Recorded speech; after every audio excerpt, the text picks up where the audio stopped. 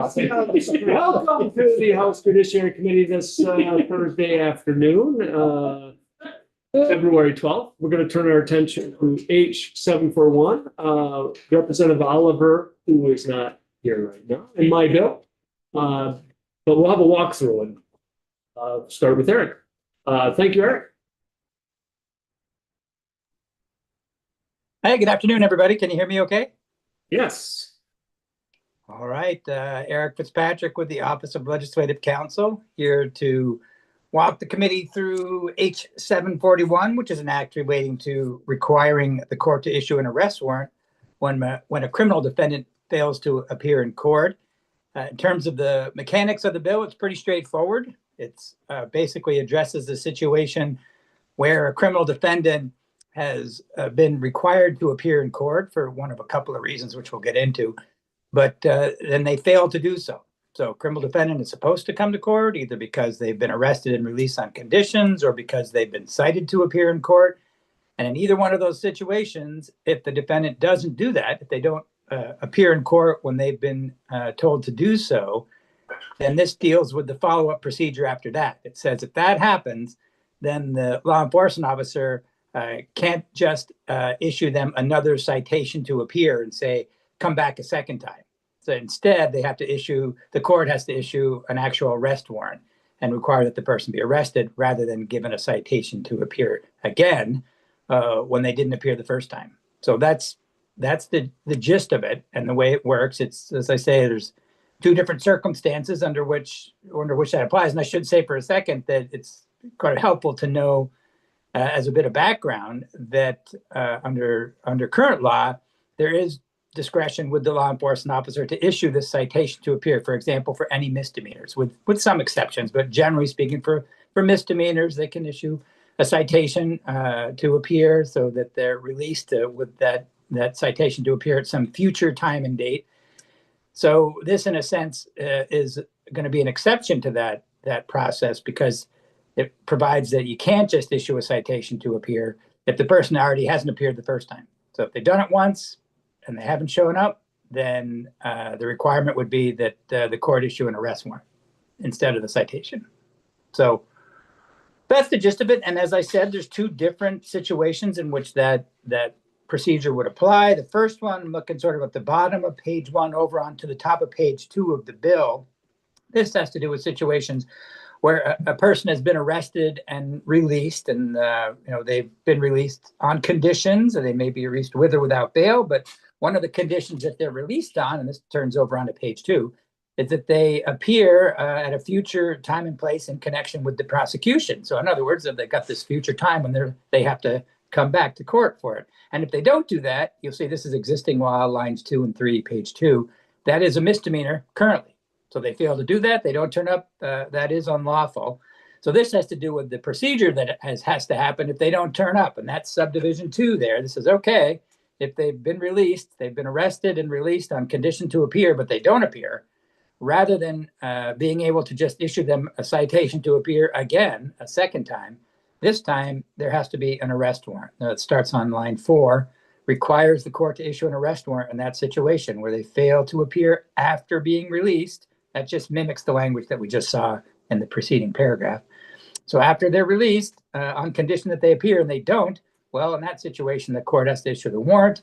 And then if you look at the second sentence, starts on line 7, the warrant shall require the person to appear and shall not permit issuance of a citation. So they actually do have to be arrested and brought before a judicial officer.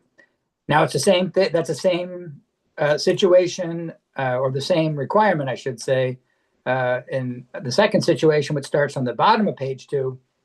And this, as I mentioned, under the current rules of criminal procedure, generally speaking, law enforcement officers can issue a citation to appear for misdemeanors.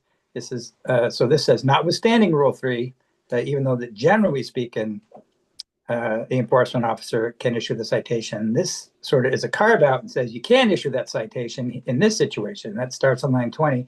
The court shall issue an arrest warrant for a person who without just cause fails to appear after a law enforcement has issued a citation to appear. So in other words, they've already issued a citation to appear in the case. the person didn't show up. And that's the situation that this addresses. In that case, they can't issue another citation. Instead, the court has to issue a warrant. And then if you go on to page 3, it's the same language that we just looked at in connection with the release on conditions. It says an arrest warrant issued under this subsection shall require the person to appear before a judicial officer and shall not permit issuance of a citation. So again, person has to be arrested and brought before a judicial officer rather than just being cited to appear at a future time in this situation where they've already been cited to appear once and they didn't show up.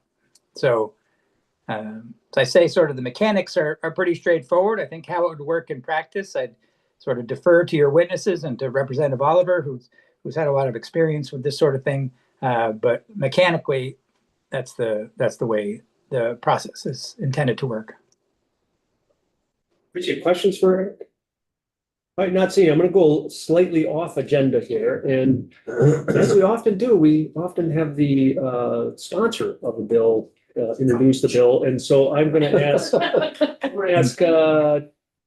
Representative Oliver as the co-sponsor. I'm not going to have myself as another co-sponsor. So Representative Oliver. You could actually, if you want No, I think that. to take Can this. you identify yourself? Because I have Identify no idea yourself who for the you are. record. You put him under oath? Yes. Almost all over. Yes. Yeah, House of Representative here. Reporting my own bill. Okay. But we're introducing it. Sometimes we have people introduce the bill. Yes, I know. So I thought that So- might be Tell us a helpful. little about yourself. Yeah. Please don't. No, I know. All right. Decorum, Ken. The reason for this bill is, or the intent or the reason why we came forward with this bill is, we're experiencing a high volume of arrests. And people are being released on citations. The citations are generally not, I don't know if they're being ignored intentionally. Some are, some aren't. There are multiple reasons why people don't go to court. Simply because their life's a wreck, or they don't have a way of keeping track of things, or they just simply don't want to go. And what happens is we run into these folks, we find out that there's a warrant, and we simply didn't discover that the warrant says cite the person again for another date. And then it would oftentimes get ignored again. But the biggest problem is we typically run across this person the second time when they reoffend. So there could have been conditions of release prior to the reoffense. You know, that could become another issue and another charge. We could have stopped behavior. We could have had judicial intervention earlier. And in itself, on a limited basis, it's not a real big problem, but it's getting to the point, definitely in Chittenden County, where it appears to be the revolving door, so to speak. But it is happening throughout the state of Vermont. I've been talking to friends and law enforcement officers all around running across these. And law enforcement handles the people multiple times before you have that one visit. And we like to reduce that number of times. It reduces exposure to injuries and just encounters, and gives you more time to do your other things. And I think it's important to recognize that, you know, the court blocks off time for these folks to fear and have their court heard. And when they don't show up, they're robbing that time from something else. It's happening sometimes better than 50%. Sometimes it's 90% that don't show on a citation, be it a cite and release or whatever, any kind of citation. And so we're having just a large influx of arrests. And it does present another problem for law enforcement.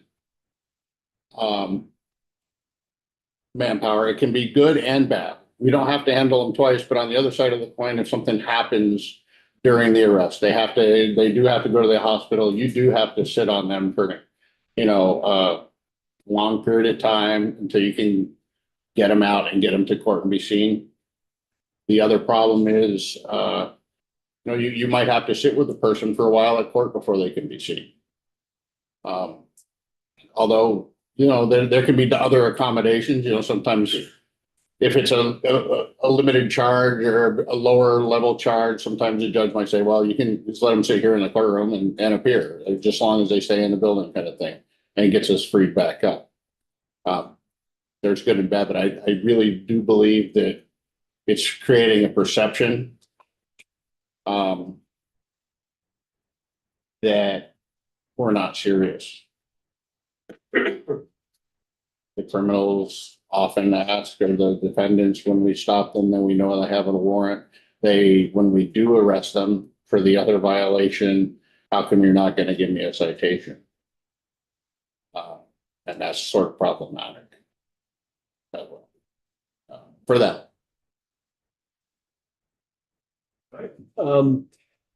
So I won't go in the witness chair, but I'll just add as a co-sponsor of the bill with that I understand for dealing with the backlog and for dealing with court processing, that one of the most important holdups is getting the alleged offender into court.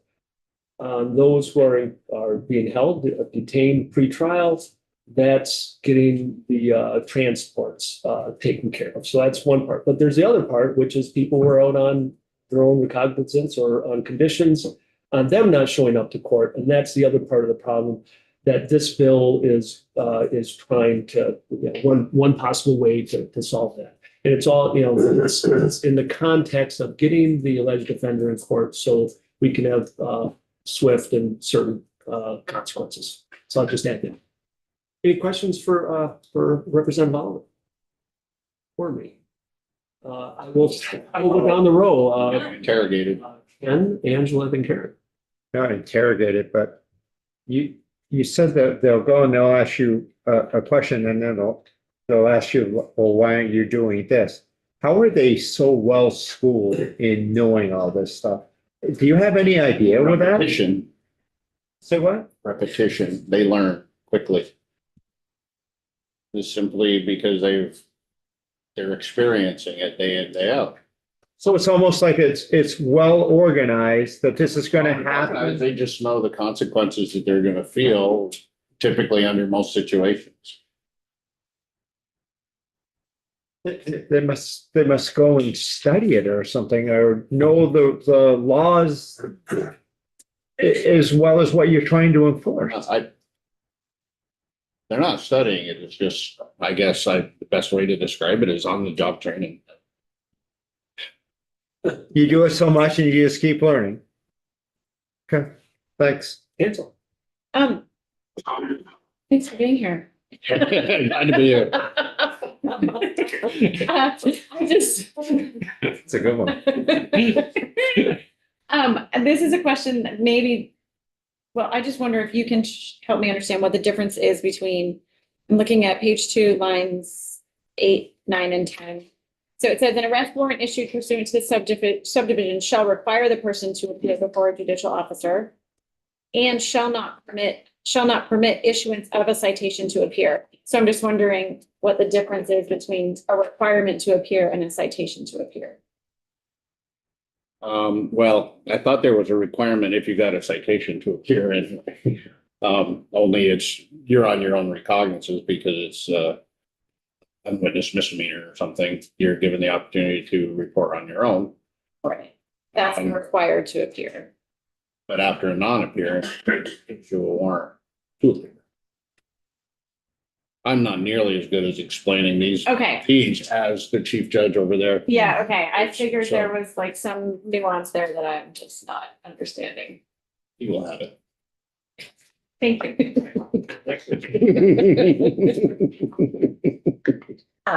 Thank you, Representative, for sharing this bill.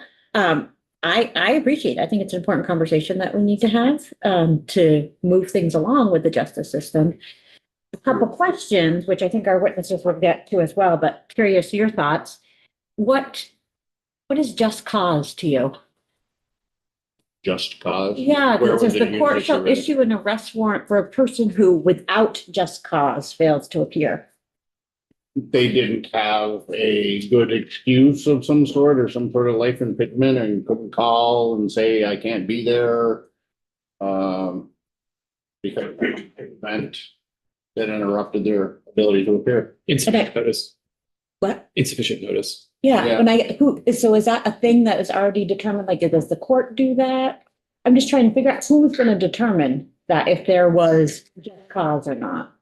Think they'll discuss that once they realize there's no appearance Okay. That's, or consider it. The judge would have the ability to consider it at that point. that is just a question that I have with this. Sometimes the defense attorney may know, even though they're not there to represent them yet for that case necessarily, but they may know the person has something going on. Very common. Okay. And then the other thing I have is, so right now it's the judge's discretion. Like they could issue an arrest warrant, right? Yeah. But this is saying you have to, at the second time somebody no shows, you have to issue an arrest warrant. After the first time. Oh, Well, you give somebody a citation and they Yeah. don't appear is when you would Yeah, issue an arrest warrant. so this is taking away the discretion and saying that this is what you have to do, judiciary. Yes, well, that's the way it was written. I'm trying to open up the conversation. Okay. Mhm. And last one that I have, I'm curious, is how would people, like, I don't know, how would people find out about this? That the system is now, like, maybe you're gonna get multiple citations, but to know, okay, like, this is your one shot. You know, if you don't show up next time, you're gonna be getting arrested. Well, the citation actually says, by the authority of the state of Vermont, I'm ordering you, to appear before a judicial officer at the following time and place, and it'll have the charge, the information, the date, the time to be there, and if you do not appear, a warrant will be issued for your arrest, and you may be subject to additional charges and penalties. So it's already on the citation. Correct. Just one quick question. So can you just explain the difference between someone who just has a citation? You run into them on the street and you know that they need to be cited, so you like cite them that way, versus they have an arrest warrant, but there's no bail request or anything. So they also need to be cited. What's the Stanford? It's kind of Yeah, I think that's all. Aaron's question too, but it's I'm just sort of curious more of like actually like Well, procedurally. Yeah, typically, we have amongst ourselves just kind of a want list where it's not a warrant. Yep. I'm looking for so-and-so.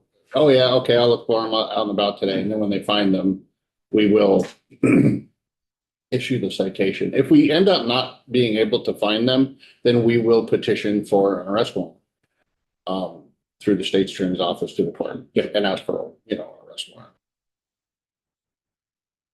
That would be the difference, really. I mean, now, if I have an arrest warrant that says cite to appear, I would pull up to them and hand them the citation. Even with the arrest warrant? Yeah, because I can't do anything with it. It just says give them a citation. Yeah. To appear. I mean, if they tried to attempt to escape or something, then I could detain them, but they typically are aware that, okay, just give me my citation, I'm out of your hair. Yeah. If you were to detain them, you would still bring them back to the station and then give them the cite? No, I would do it right there. Yeah. Even if they tried to get away, it would be as brief as possible. Yep. Give you a citation. All right. Thank you, Representative Oliver. You're very welcome. Thank you. I appreciate it. Oh, yeah. Uh-oh. From your view, the job that you do and the way the system is working now, how is this affecting the backlog? I think if people were a little more responsive to these, then it would be less of a backlog. But the fact that, we're coming upon these discovering these cite and appear warrants during reoffense. We have more offenses, so it's got to be adding to the backlog and taking time away from it, working on it.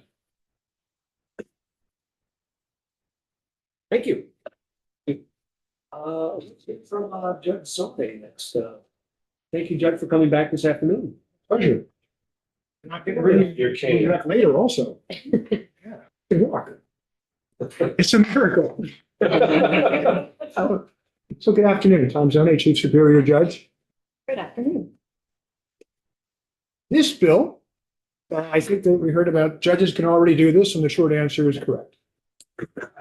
When you look at the structure of the bill, your question, Representative Arsenault, about that last line, 7 through 10, what that really does, as I see it, is it takes something that happens in practice and says it can't happen anymore. In other words, someone fails to appear after being released by the court for a citation to come to court for the first appearance, and they don't appear.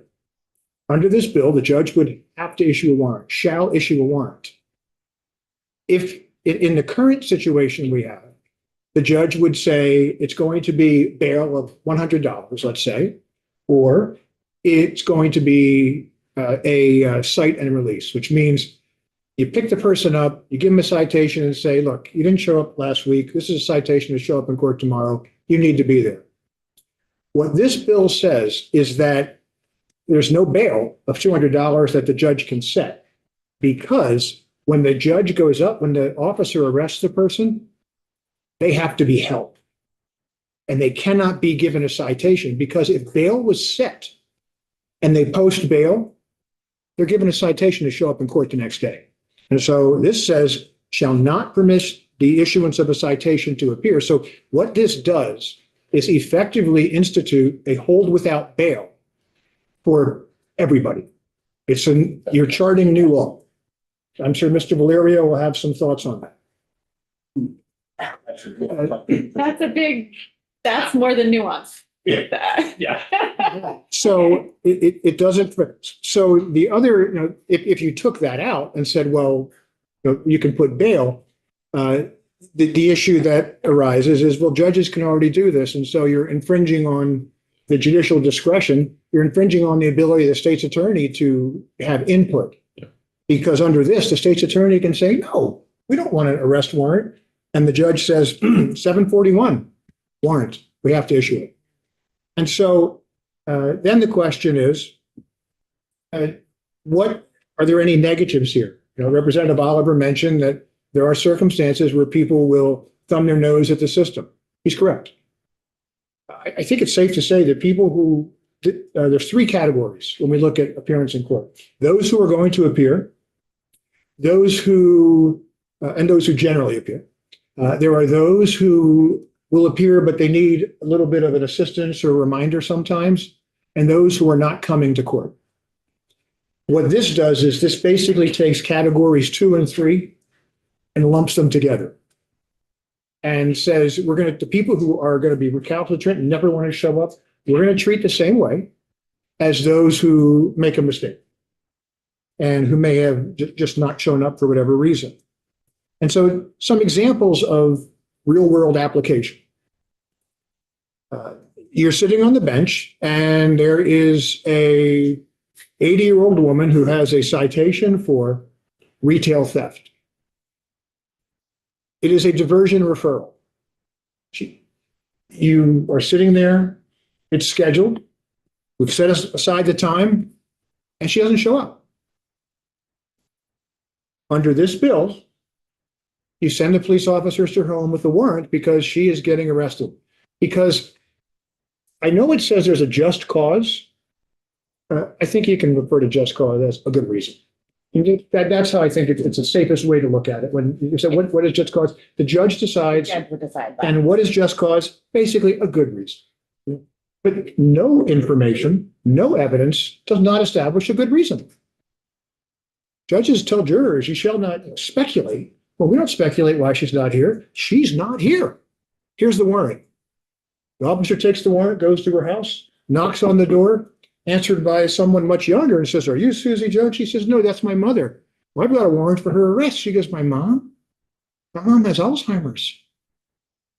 What, and it comes out that mom had been at the store shopping and had taken something when she was out with her girlfriends, and mom didn't tell her because she just didn't remember. But under this bill, well, that officer's not leaving empty-handed. He takes mom to jail because she can't be released on a citation to come to court. Now, what would happen today if a judge issued a warrant with bail in those circumstances? In most courts, the officer would call the state's attorney and say, "Hey, look, here's what's going on." The state's attorney would say, "Sure, we're okay voiding, we would support vacating the warrant." And they call the judge, and the judge says, "Okay, vacate the warrant, give her a citation to appear the next day." And that again assumes that the judge would have even issued a warrant day one. And most judges probably wouldn't. It's a diversion referral. The citation was issued to somebody over 6 weeks ago. People forget. People make mistakes. Yes, there are those who don't show up. There are those who aren't going to show up. But if we're going to issue a warrant, judges need the ability to consider that. Another example, you have an individual who doesn't show up for, we'll say, a more serious case. They generally show up, but on this date, they don't show up for their hearing, and it's a snowstorm. And they're not there.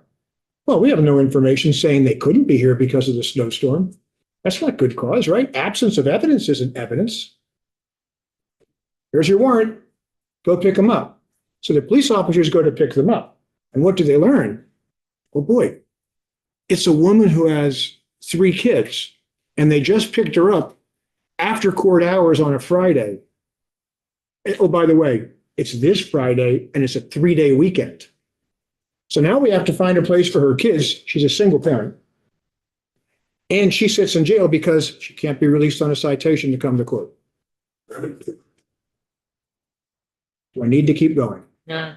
I mean, my point is that we have a system that takes into account individual circumstances, and judges have the authority, the state has the ability to ask to weigh things out. Is it a perfect system where everyone will agree that person who didn't show up twice should have bail and should have a warrant without a cite and release? No, there's going to be, I can assure you, you give me 10 fact patterns and 3 judges, and you're going to get a number of different responses. But you're going to get responses that are based on the facts and the law of that particular case, as opposed to a single plan that approaches every situation. And I know, and Representative Oliver mentioned that a number of officers are in favor of something like this because they get frustrated. But he also mentioned, correctly so, that, as he mentioned, the negative. You're stuck, if you will, babysitting somebody after hours or taking care of someone and watching them. We see this. You have a Friday, and I'll give you some more examples. Friday night, defendant can't post bail. Law enforcement needs immediate emergency room care before they can take the person to the DOC facility. It's a low-end case. Since DOC won't take custody because they still have to be at the hospital, the officer is babysitting them. And I use that phrase, I don't mean it negatively. I just mean you're sitting with them and watching them. And what happens now? You call the state's attorney and go, "Hey, I'm a 2-officer department. I can't afford to sit here all night. We have things going on." And judges will, with the state's attorney, will oftentimes say, "Okay, give them a citation." What if you have a cooperating individual? Somebody who has a warrant out for failing to appear for something, but they get busted when there's a drug house raid, but they've actually been cooperating with law enforcement. You have to take them and arrest them and put them in jail too, even though the state's attorney might be saying no, or the attorney general saying, "Don't do that. They've helped us. We didn't realize that." And before you go on, I get a question from Tom and So nobody wants to throw the, person suffering with Alzheimer's in jail. Nobody wants to throw the mother, with the kids in jail that can't make it because of the snowstorm.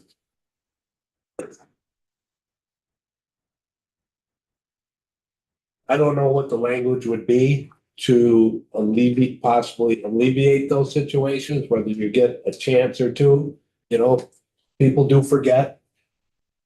Forgetting 2 and 3 and 4 times, might have a little issue with that. But, and I don't expect an answer right now, but we do have a problem with people gaming the system. And I do believe we need some kind of language that's going to be more binding, I guess you could say, to make them do go to the arrest part. You know, I mean, people who are, you know, gaming the system 4, 5, 6, 7 times, I mean, and they just keep getting the citations.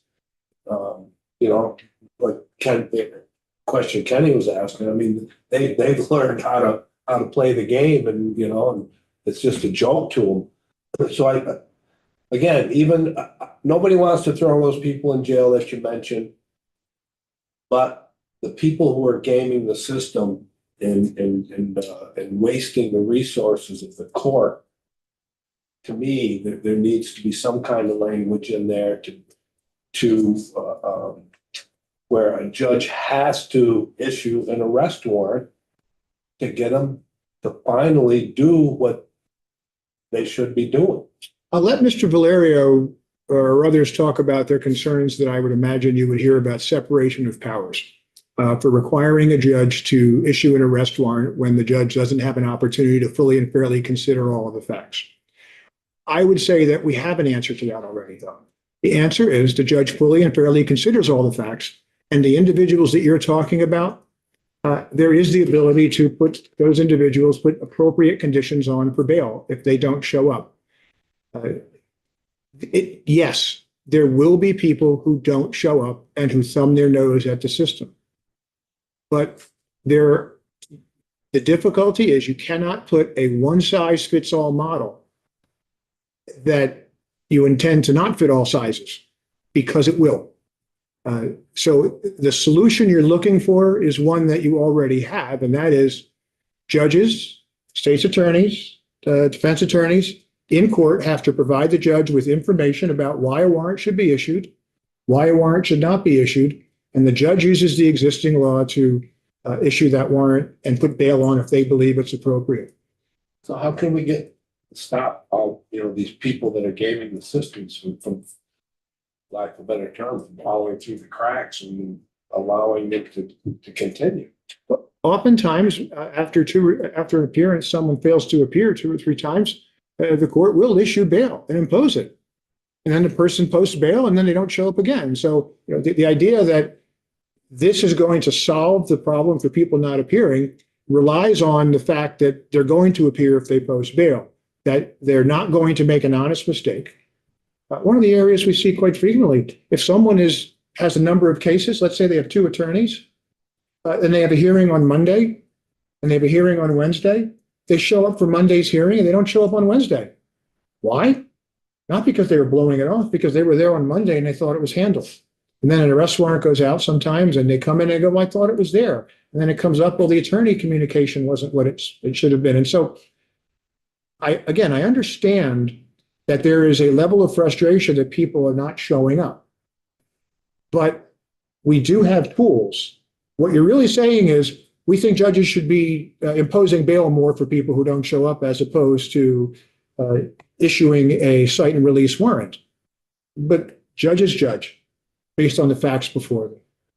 And in these circumstances, the idea that this is going to help the backlog, I don't agree with that. Yes, it will bring some people to court who aren't showing up. But the cost of that is they go to jail.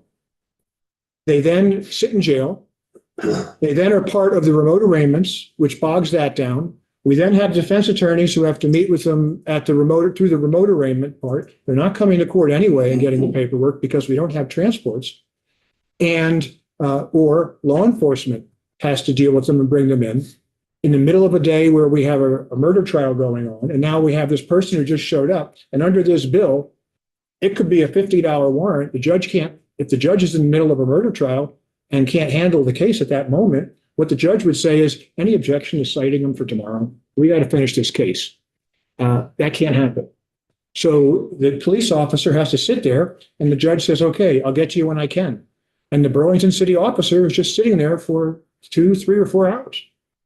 Or in other communities, Springfield, Vermont, some smaller departments have their only officer sitting there because the judge he's got 14 jurors after a 2-week trial. Harder than Tom than Andrew. So, Judge Sunday, a few years ago, I can't remember why, but we asked if the judiciary had the software to do text reminders. Did that get implemented and has that made a difference? I will defer to the Defender General on that because we do have the ability to do it.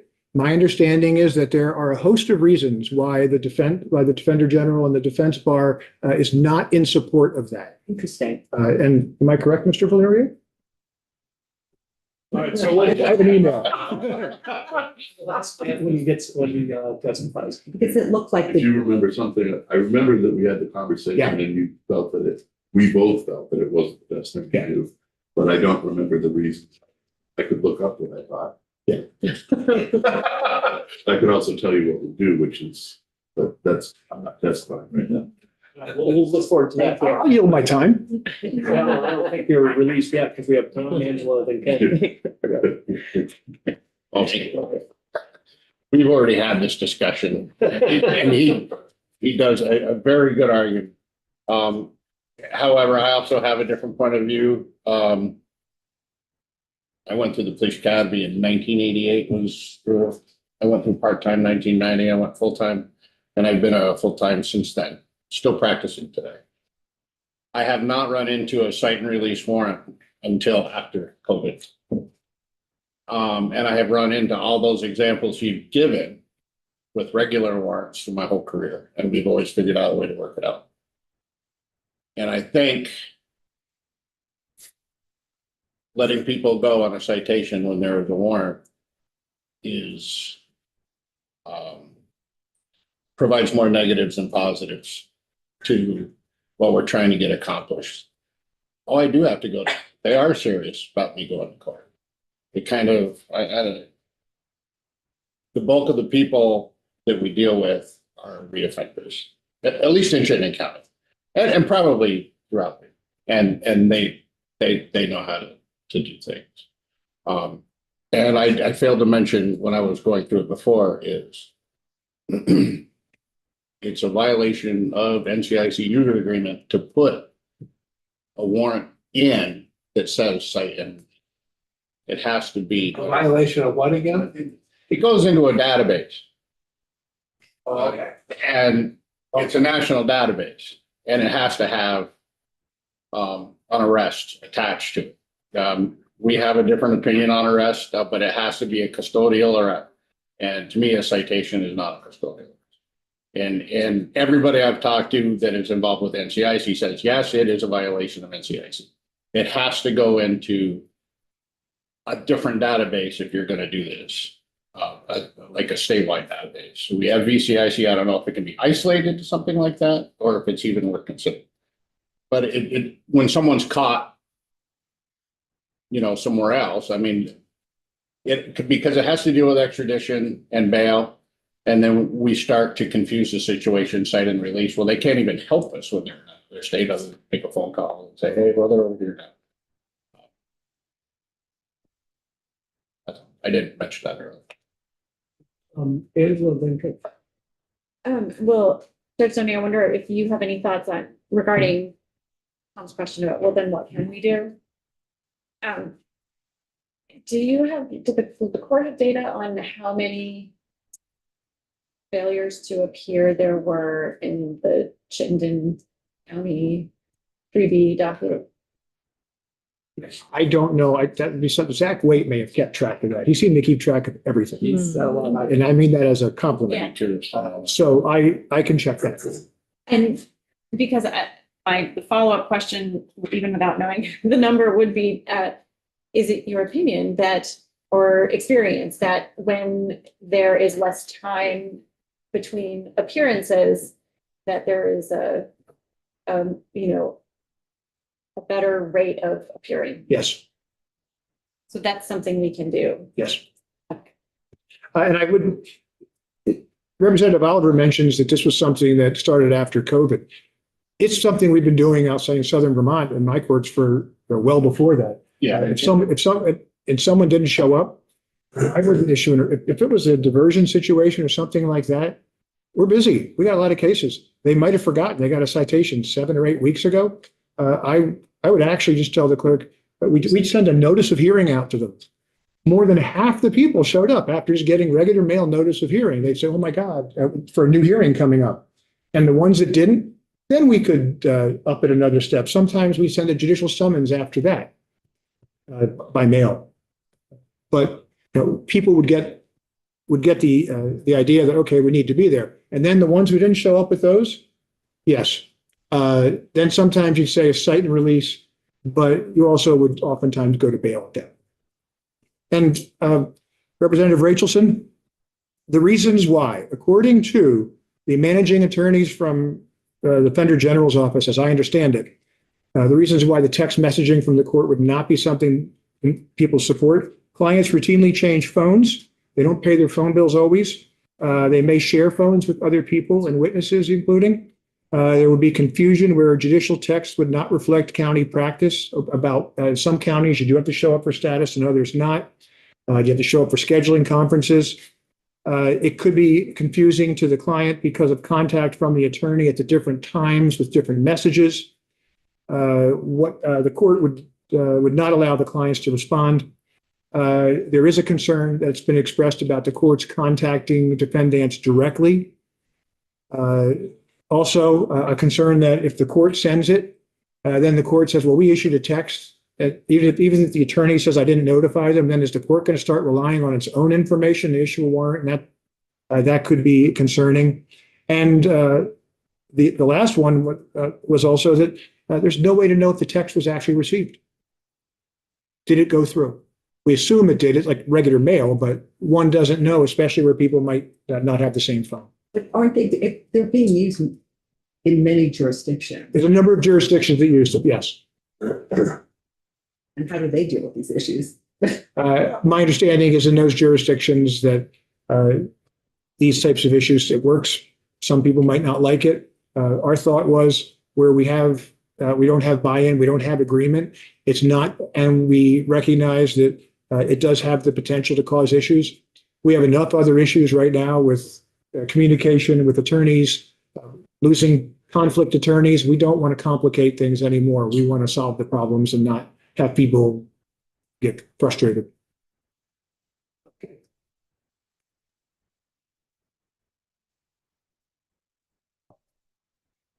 So I just listened to, I think what I listened to was this bill, two examples of an 80-year-old woman with Alzheimer's and then a woman that's got 3 kids that we're just arresting. Is that correct? Among the people who would be arrested, yes. I'm hearing from Representative Oliver, which a lot of times is a law enforcement officer, that he is dealing with the same people time and time and time again, which is, in my mind, what this bill is about, which in my mind goes back, it's the same old people, and we're dealing with a court backlog that, yeah, we heard yesterday with Chittenden County and the special prosecutor or judge, whatever you want to say, that we actually made headway. But it seems like we're still taking, and the other thing that was said was these people that, I'm going to use the word Officer Oliver is putting his life on the line when he's doing this, because we've seen areas and I'm just going to use the town, St. Johnsburg, an arrest warrant was used. I think one person was dead, if I'm not mistaken. We had them being hidden in the building. I forgot what they're called when it's done like that. But it's like, it seems like we're just enabling more of this same situation going down the road, and we're putting, I think people are forgetting, we're putting people's lives on the line for making all these, or letting these people have all these excuses. Listen, I have things I have to do and I have to follow. And if I didn't, all the way going up through, there was consequences. It seems like we're making excuses, or we're doing everything possible to give everybody such a realm not to do the right thing and to be held accountable. And it's very, very frustrating to me. I mean, extremely frustrating. It's like, this is about repeat offenders that, in my mind, that know the law and are skirting the law. How do we deal with that? I mean, what you brought before, sorry, I didn't mean to interrupt, but what you brought before us, I don't think is what we're trying to do with this bill. And I'm sure the Defender General is going to correct me even more. But it's like, our job, one of my biggest things here is public safety. This bill, we're trying to deal with public safety. We're not dealing with it. And I'm not trying to be difficult on judges or anything like this, but I think we've gone way too far one way and not going in the middle. And I think you disagree with me, but I don't know that. I would say that if you look at the statistics from the past several years, the numbers of individuals since the bail $200 amount has been removed and the ability to impose bail in more cases, the number of detained individuals has increased significantly. And if you look at the data from Department of Corrections, you'll also see that a number of those individuals are low bail amounts. In other words, so when you say the legislature is taking steps to do things, when to do things, the legislature has taken steps. But part of those steps is allowing judges to exercise their discretion based upon the input from the state's attorneys and the defense attorneys. How many of the cases where people just don't show up are the prosecutors saying, we're not seeking bail, we want to cite and release? Judge, we think this person's not going to be there. The job of the state's attorney is to make sure that public safety is effectuated. And so we have circumstances where everybody in the courtroom knows that it's not necessary to impose bail. But this bill would say the entities who are dealing with this day in and day out, boots on the ground in the courtroom, you have to do X, because one or two or three or four people might shoot off their mouth when they get picked up to say they're not going to show up and they're thumbing their nose. And that's a policy decision for the legislature.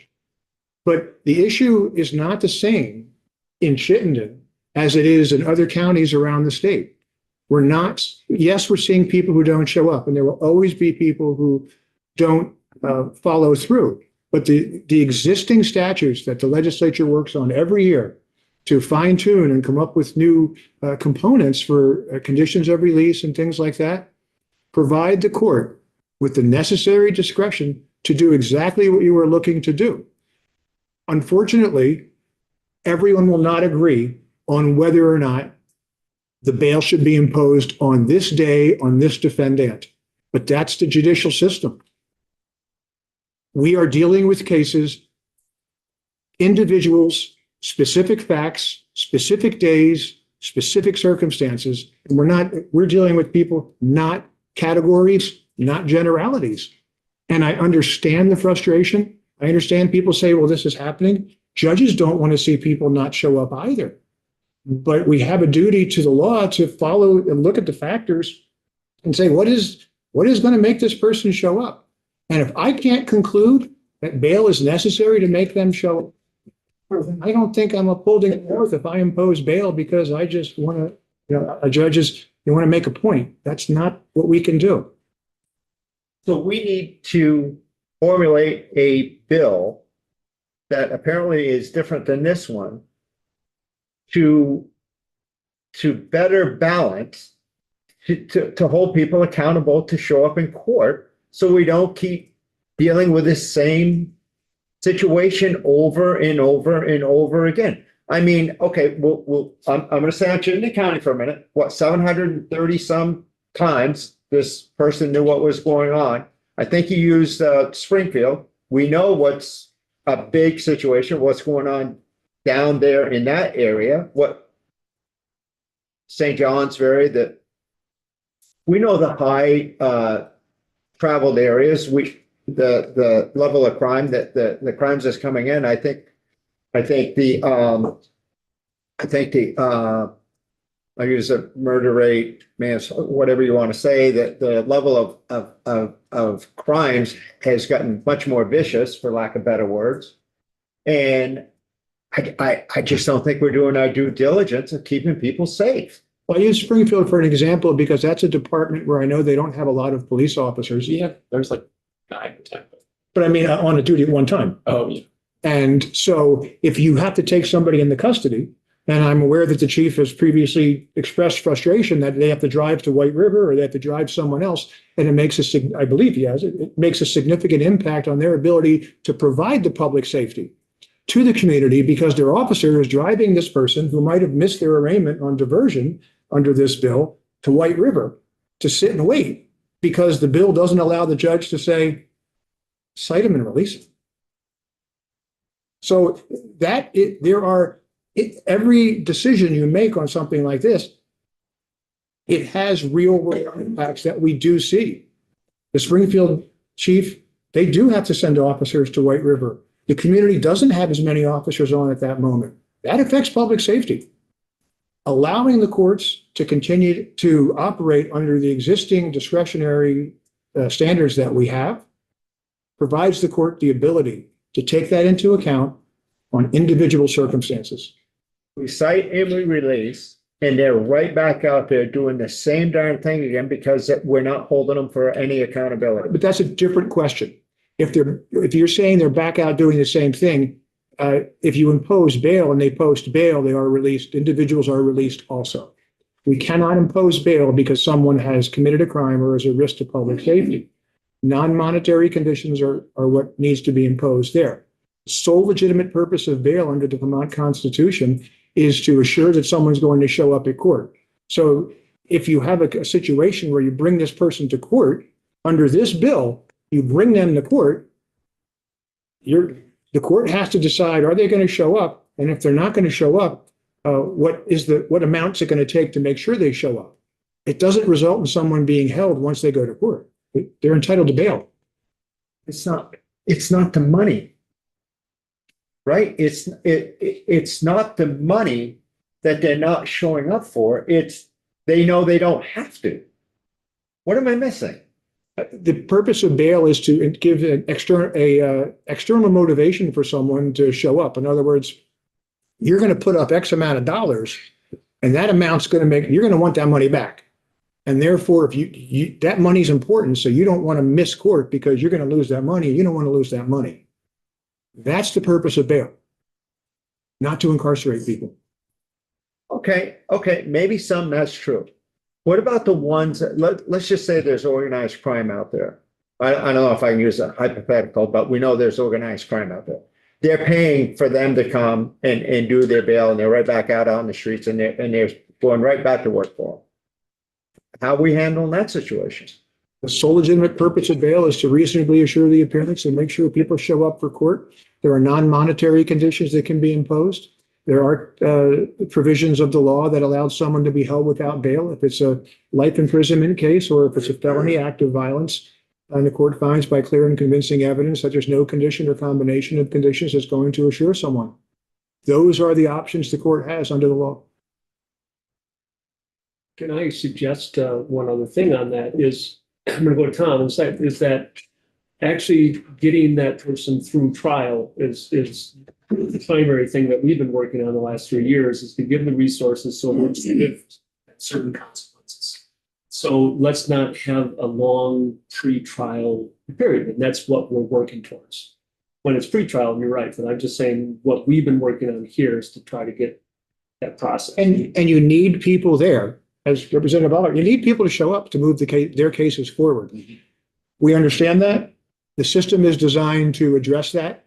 It is not a system that brings with it every time you're going to make that decision, it's going to be, oh, this is absolutely going to assure someone's going to show up, because there's always going to be someone who is not going to follow what you say. But again, the examples and the circumstances, one size fits all, leads to a number of consequences that are not what I'm hearing you're intending to have come forward. You good? No. But this bill, in my mind, is dealing with the people that are skirting the system, that this isn't one or two or three times, and three times is too many, by the way, but 4, 5. I mean, we've heard all kinds of unbelievable numbers that are out there that they keep doing the same old thing. And I think I heard you say at some point they're going to end up in jail. The court has the ability, if someone doesn't show up, the court, to issue an arrest warrant. And the court could conclude that their failure to appear under the factors of 7554 of Title 13, that the court can conclude that as a condition of release, there needs to be bail to assure their appearance. And by the way, I don't want to throw everybody in jail. I just want accountability and see if we can reform or get people to think differently. And I think you in the judicial system, or everybody in the judicial system, that's what everybody's working for. And it's like, how are we going to get from where we are now to where we need to be, because we've gotten so far behind, and I don't see how this is moving forward.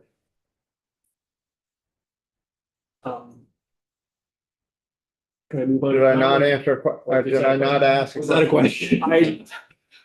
It was more of a statement, but how do we make this, how do we make the situation better? I think that steps have been taken in the legislature, in the judiciary, with the stakeholders. The concerns that are expressed about frustration, people not coming to court, we're taking steps we're shortening the time periods, trying not to have people cited out so far, trying not to have people have the ability to forget, try to have some predictability, increasing the ability of attorneys to be able to represent people, not having to switch attorneys because your one conflict attorney decides to retire, and then you have to get emails, texts, or whatever it is from your new attorney who you might not know, and there might be a mistake there. We're trying to work on systemic issues, and steps are being taken, and I think things are going well. We saw the pilot docket worked. And what did that tell us? It told us that if you're going to give predictability, shorter timeframes, resources, the ability of people to talk and do things, people will generally show up. And if they don't, the court can issue a warrant. We still can, right now, we can issue warrants. But bills like this, again, I understand that the idea is we want to capture this group of people who are just thumbing their nose and not showing up. But it does much more than that. Thank you. Tom. Any and Tom.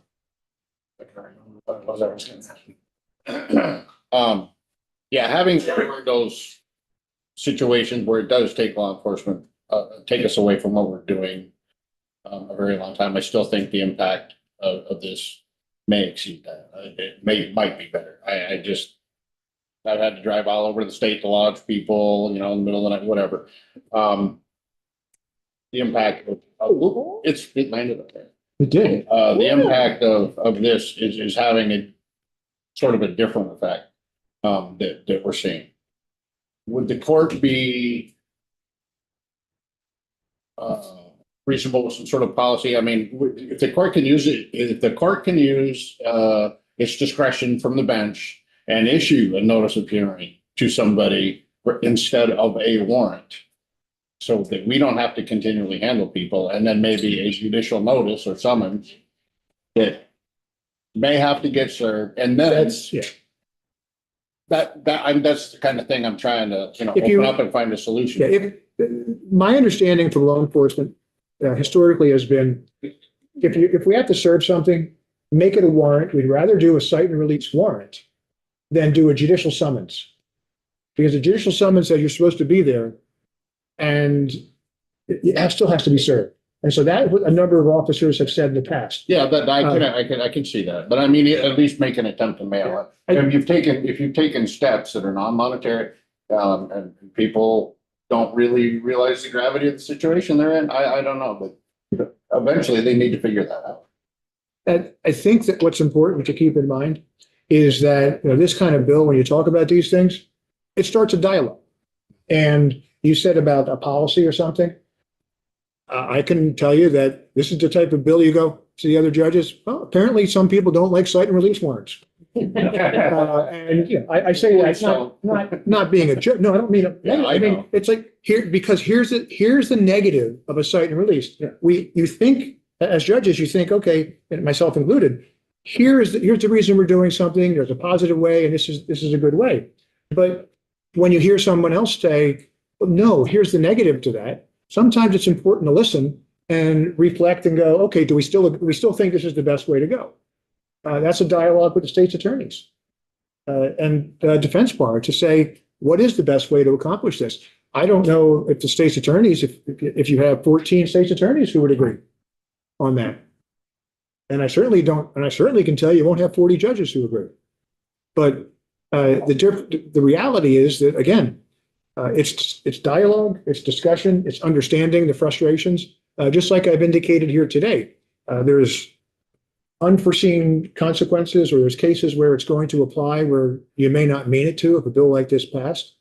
It's important for judges and state's attorneys and defense attorneys to know that there's consequences if you do this too, if you just do a cite and release. And so that's part of the calculus. Take a closer look at it, reevaluate it, read the facts, understand the law, take the case that's before you, and as Bill Belichick said, do your job, and that is to apply the facts to the law in the case for that individual.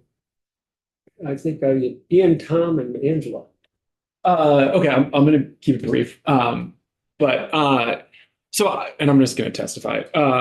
So I think I just really appreciate the bill, and having the conversation, because there is a lot of frustration out there, and I think we're all aware of that. I completely disagree with it personally, but I think the conversation is really important to be had. The tension that is in this discussion is just around what I believe is that the judicial system and justice is a very human thing, right? And so any time we move away from allowing each officer and element of the court to engage the humanity of the system is a step that we take away from potentially just resolutions. And so we have to be really careful anytime we do something like that. And I think that's why we stay away from mandatory minimums. It's why because we want to let everybody who is a part of the system look at the humans that are involved and apply all of that facts to the law.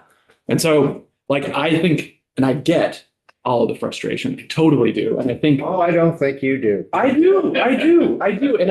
But I also think that if we look at the data that the Defender General showed us yesterday or 2 days ago, these days all mushed together for me, that the backlog is going down. And we look at the accountability court and we see that if we get outcomes faster, that it can be more effective. It actually was the conversation this morning that pre-trial supervision is maybe not the move we want to go. We actually want to go more of the accountability court, because we don't want to keep these people in the system longer. We want to try to resolve the case, get an outcome, get them the treatment and the potentially punishment that's necessary. And so all of these things are, and I guess I'm not making any real point other than the frustration is real, but you can't just take away the tools that each of these elements of the court have to be able to look at each individual case. And in this one, I get that it would be targeting the people that you're thinking about, Kenny, but it's also going to capture the old lady with Alzheimer's, and it's too big of a net. And so you just can't, I just don't think you can do it. Well, yes, I would like to, since you got to testify, I'd like to have. You've been testifying. Have you ever represented somebody that came in on a warrant and resolved the case? I don't want to talk about my cases. Well, generically. Yeah, Okay. I guess like, well, I don't know. I don't understand. I mean, warrants are necessary. I guess like, of course they're necessary, but they gotta be applied individually. Like each case needs to be assessed. Oh, I know. Thank you. Tom and then Angela. Judge, earlier you talked about do you mail out notice of hearings? Is that what you? Yeah, I used to do that, because we weren't trying to overload the sheriffs with service of judicial summonses, and it was a way to capture those people, that second category that I mentioned, the people who are going to try and show up, but they forget. And it captured a lot of those, I don't mean the word capture literally, but it brought in a lot of those individuals for the next hearing. How often is that used now? You said you used to do it, but it doesn't mean that the other 39 did it. I think that more judges are probably, in more jurisdictions are probably going with cite and release warrants. That's become much more ubiquitous. Is the cite and release getting more people to show up than what your notice of hearing used to do? I can't speak to that. I can tell you that when I was there, it worked pretty good. It did. But the cite, I would say that a cite and release, if you're looking to make a message, to send a message as a judge to somebody who really need to be here and they haven't shown up and there's a basis to get them, a cite and release is much more of a message sender than a notice of hearing. A notice of hearing arrives in your mail, you look at it, oh, it's not jury duty or whatever, you can or can't. Cite and release is an officer comes up and says, I have a warrant to arrest you. You're under arrest and you're not bail, but your condition of now me unarresting you, if you will, is that here's your citation and you're unarrested and now you show up for court. Maybe. And, that's something that when there is that population that's a big maybe. That's correct. Unfortunately, you also when you talked about your notice of hearing, I couldn't write fast enough, but there was a couple of steps beyond that. A judicial summons. I don't remember what you said. There's also a process, a judicial summons. You can send someone and have it served by a law enforcement officer that says you have to be at this hearing. It's not an arrest. It's more like think of it as a subpoena. Right. Type impact here. You've been served, you need to be there, and if you're not, a warrant might be issued for your arrest. And not that you have the numbers on your head, and maybe this is for the chair. I just wonder if we can get pre and post-COVID numbers as far as the number of people that don't show up for court anymore. I mean, it sounds like the numbers have increased since COVID, and I'd just be curious to see the pre and post-COVID numbers. And yeah, which would weigh heavy with me, but and then I got a question for Tom, not for you, Ian, even though you testified. Yeah, you can. So if anybody in here knows the people on the street, and the reason I'm saying that is, if, and a lot of these people on the street I assume are gonna know each other, you know, if you're in the Burlington area. And if some of these people started, say we did this bill, and some of these people started, getting arrested, going to jail, whatever, being forced into doing the right thing. I won't lead you. I'll just ask, how is that going to affect the other people? I don't think there's a greater chance that they might get taken into custody, whether it be jail or court. Right. Yeah. And they share all kinds of secrets. It's not just this. It's how to operate, how to get away with it. Right. They talk. That's what they do. And I'll relate it to, I know I've shared it in here before, to retail theft problem in Rutland. Was the biggest problem was 5 or 6, people that were doing a large percentage of the retail theft. And the stars and moon, the stars and moon, moon and stars. Thank you. the moon and stars aligned. And for whatever reason, those 5 or 6 people were all off the street, I'll say. They were in jail, all at once. And retail theft in the Rutland area plummeted to pre-COVID levels, not just because they were off the street, but all their associates got the message that there's some accountability and they slowed down doing it. And I see some potential similarities here with the question that I just asked Tom. So I don't know what we need to do, but I think we need to do something. Whether it's giving you, a get out of jail free card the first 2 or 3 times or whatever, but when it gets to be so many, give the judicial system a chance to work with the system you have now and with those people who are still gonna, thumb their nose to the system, that some of the language in this bill, I think needs to be implemented. Angela. Good then. I guess I know that, I think you've talked before, Judge Loney, about judicial trainings. And I think one of those I know you've shared a lot of different kinds, and I think one of them involves trauma-informed justice. Is it fair to say that it's scientifically proven that trauma changes the brain? I believe it does.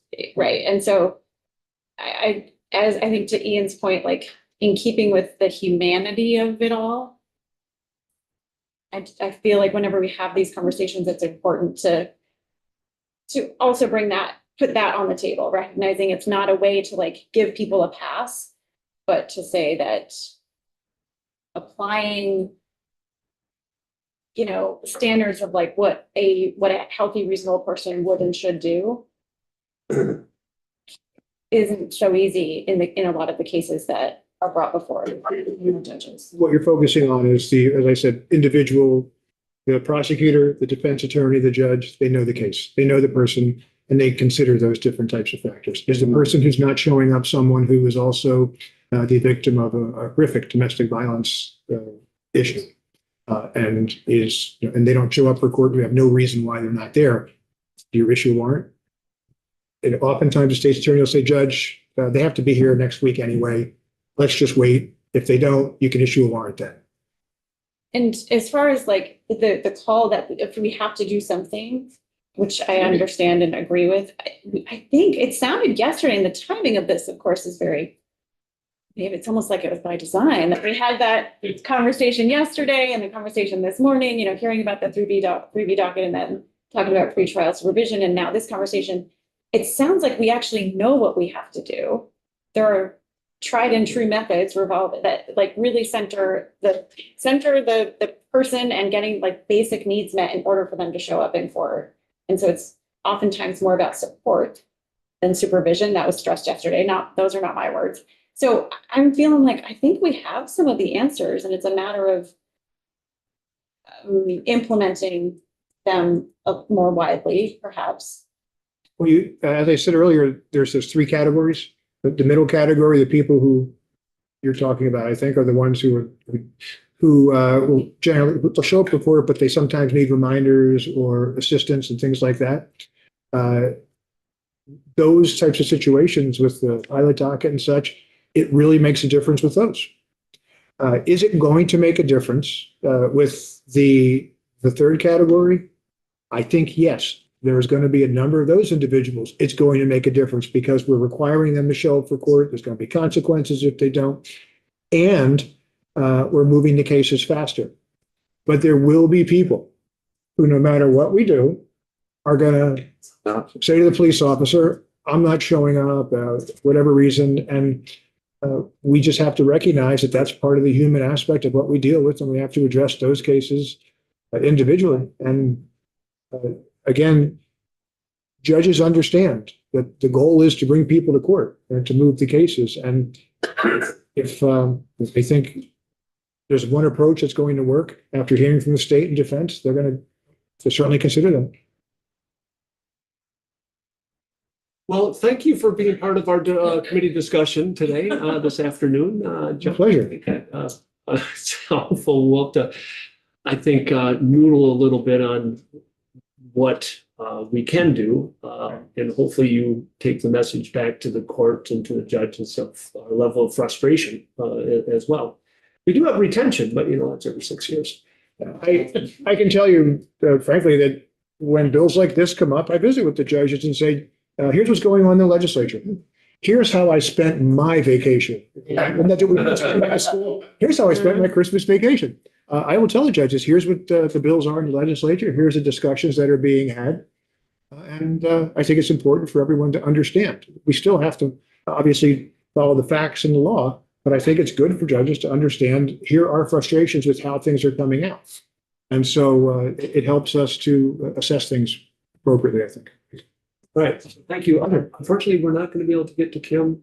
Thank you for being part of this discussion as well. And we're going to take a break, but be back at quarter to 3 for our last 45 minutes with animal cruelty bill, other than voting